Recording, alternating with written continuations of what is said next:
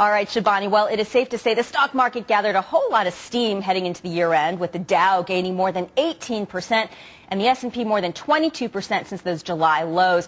The run higher has a whole lot of economists now raising growth forecasts for 2011, with the consensus for GDP expansion now north of 3%. But our next guest isn't buying it and says there are too many headwinds ahead. Peter Schiff is president of Euro-Pacific Capital. Peter, it's great to have you on our afternoon program today. Thanks for coming in on the tough weather today. All right, people are feeling better. They're spending retail sales strong for this season. Economists, as we just said, upgrading their outlooks, but you're not buying it. What's your concern? I mean, first of all, the economy is not what's growing. It's the money supply. And that's inflation. And so the reason stock prices are rising, the reason oil prices are rising and other commodity prices are rising is because the government is destroying the value of our money. And so as money loses value, you need more money to buy stocks, you need more money to buy oil. That's all that's happening. So we're not getting richer. We're actually getting poorer.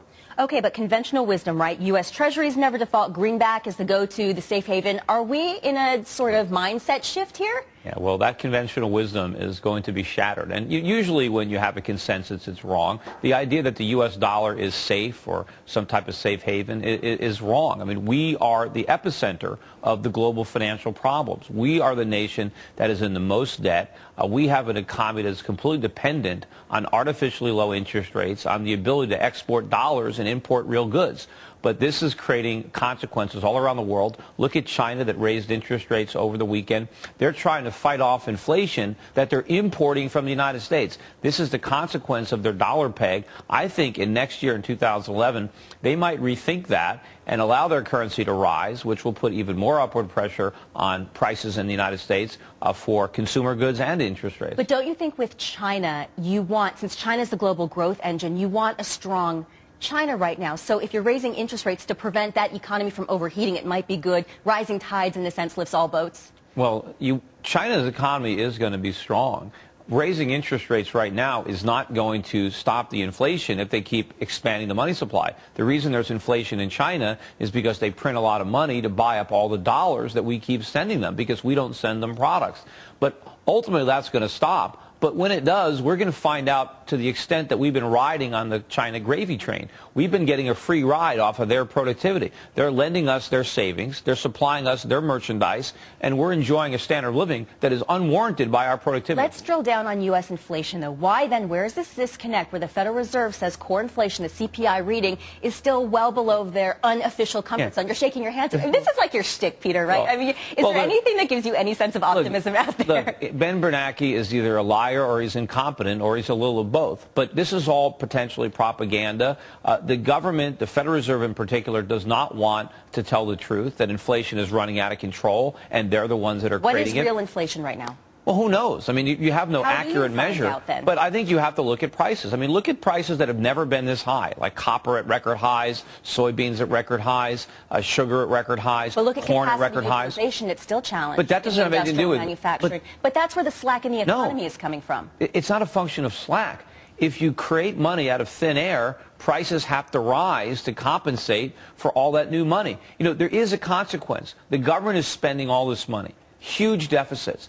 How do we pay for it? If the government is not taxing us, they're taking our purchasing power by creating inflation. That's all the Federal Reserve is doing. But they want to keep up the pretense that there's no inflation so they can justify keeping interest rates really low.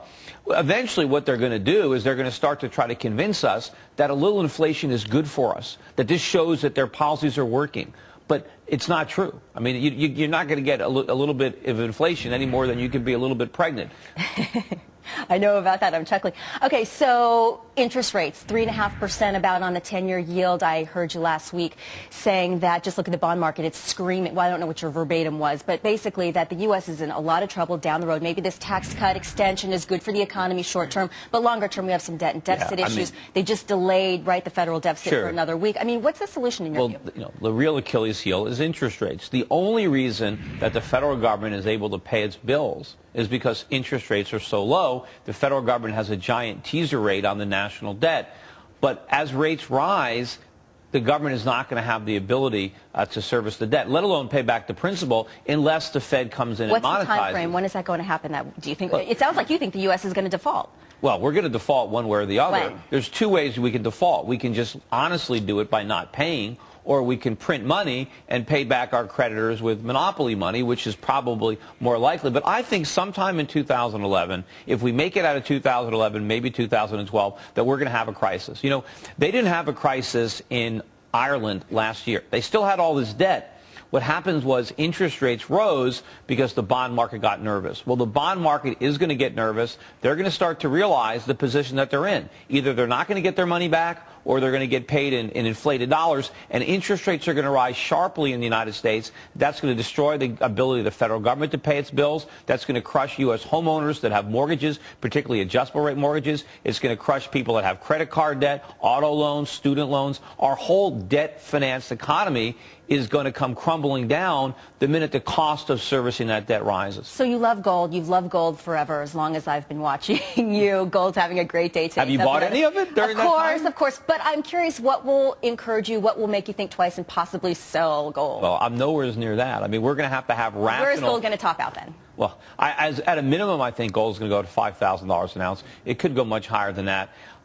What would make me turn bearish on gold and bullish on the dollar would be a complete 180-degree change in policy. We'd have to have much higher interest rates, not these 0% interest rates. We'd have to see real meaningful reductions in government spending to the point that we produced a balanced budget or a budget surplus. I'd have to see lots of deregulation going on so that we can have a free market economy, so that we can move back towards manufacturing and good production and away from gimmicks, you know, financial services and other service sector jobs. You know, we need to turn this economy around. We need to empower a new industrial revolution, but to do that, we have to dismantle this social welfare state that we've erected. We have to get rid of all the central government planning and move back to free market forces. Unfortunately, we are a long way from there. You know, we're still digging the ditch a lot deeper, which means I think gold prices and other commodity prices still have a long way to run, and I still want to own those commodities. I want to own companies that are involved in those commodities, and unfortunately, I want to invest as far away from the U.S. as I can, stay away from U.S. consumers, either because they're spending money or they can't pay back their bills.